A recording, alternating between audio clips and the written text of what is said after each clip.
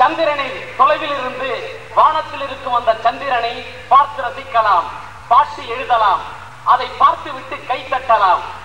அதே சந்திரனுக்கு அருகில் செல்வதென்றால் அவ்வளவு அரியதல்ல. அப்போலோ கிடைத்தால்தான் ஆம்ஸ்ட்ராங் கூட சந்திரனுக்கு சென்றான்.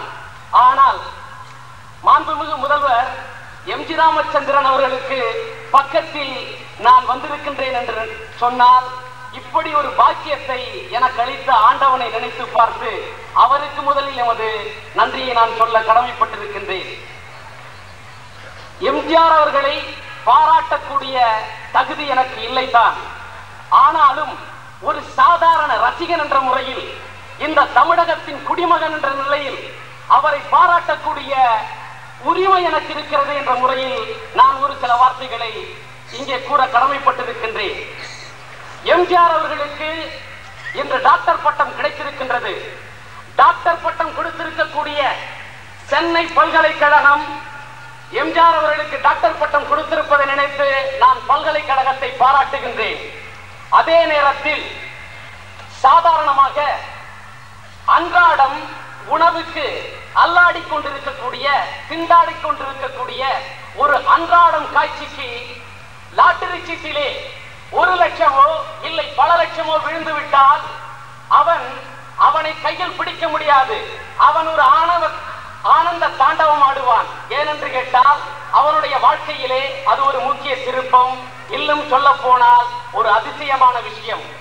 அதுவே ஏற்கனவே பல லட்சங்களை பார்த்துவிட்ட ஒருவருக்கு லாட்டரியிலே பணம் விழுந்தால் அது ஒரு சாதாரண விஷயம்.